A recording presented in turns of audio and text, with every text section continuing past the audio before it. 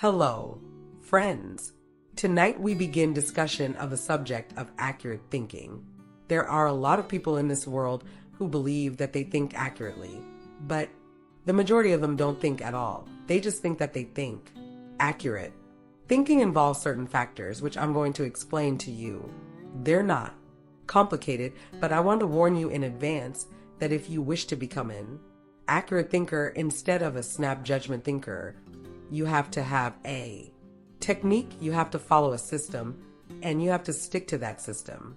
First of all, there are 3 important fundamentals in the business of accurate thinking, and here they are. Number 1 is the principle of inductive reasoning, based on the assumption of unknown facts or hypotheses. Inductive reasoning means that you do not have all of the facts, but you assume that certain facts must exist. For example, if you are going to think accurately on the subject of God, whether or not there is a God, you've never met him, you've never seen him, you never have met anybody who has met him or seen him, and yet your reasoning on the subject would have to be of the inductive nature. When you begin to look around at the marvelous organized factors in the universe and in this little world in which we live, you would be forced to the conclusion that there is such a power as that which many call God, whether you call it by that name or some other.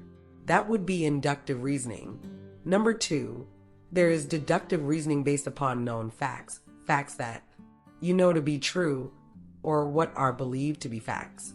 There are a lot of people who stumble on that one because they assume to have facts when all they are dealing with is hearsay evidence or gossip, something that they'd said or something that I read in the papers. When someone starts to tell me something and prefaces his remarks by saying, "I see by the papers," I reach up, figuratively speaking, and pull down my mental earmuffs and refuse to let anything he says register in my mind. Because having been a newspaperman once upon a time, and having known a great many newspapermen, I do know that newspapers often make mistakes. They're not always accurate. The 3rd factor that enters into the business of accurate thinking is logic. That is to say, guidance by past experiences similar to those under consideration at a given time. Logic. Ladies and gentlemen, if you will take the average circumstance where you're trying to do some accurate thinking, and after you have reached your decision in connection with it, or perhaps before you have reached your decision, if you will submit the whole proposition to the principle of logic, to see whether it's logical that the opinion or decision you're about to arrive at is correct or not, you'll save yourself an awful lot of trouble. Those are the 3 factors that go into the business of accurate thinking. There are 2 major steps that you must take in accurate thinking, and here they are 2 steps only. First, you must separate facts, or what you believe to be facts, from fiction or hearsay evidence. That's the first thing you do when you're dealing with any subject whereby you're going to reach a decision in connection with your thinking. You must immediately search all of the factors that enter into that and see whether they constitute facts or fiction or hearsay evidence. That's step number 1. As I go along analyzing this subject, ladies and gentlemen, it would be very beneficial to you if you would compare these rules that I am giving you with your own method of thinking and see wherein you fall short, if at all. It might be a good idea for you to analyze some of the people you know best by these rules to see how many of them are doing accurate thinking. First, you separate fact from fiction or hearsay evidence.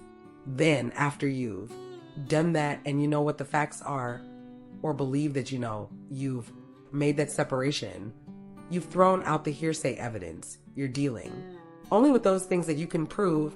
You separate those facts into 2 classes, and one is called important and the other unimportant.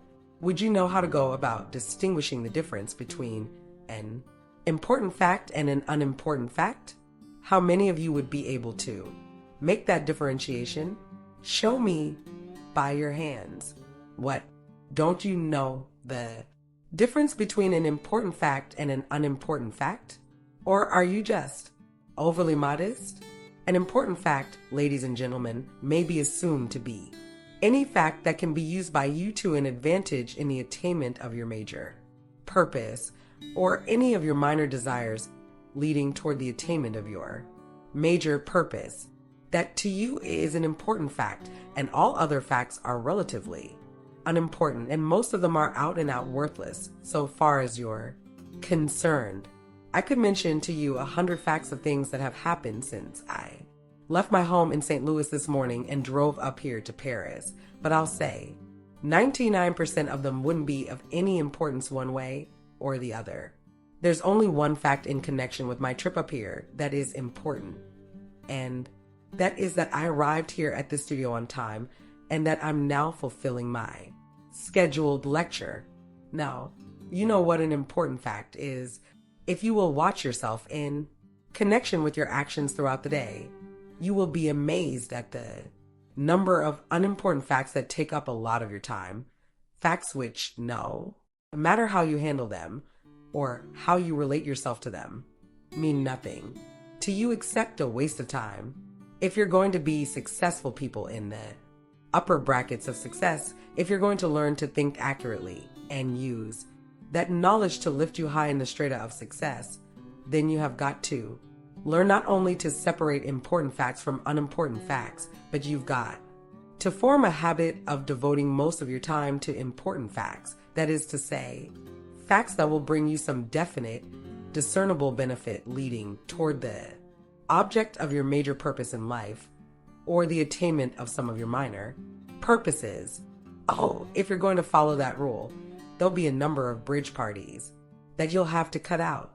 There'll be a number of things that you indulge in that you might just as well discontinue because you're only wasting time and you're not dealing with important facts at all. Next, I want to call your attention to the business of having opinions.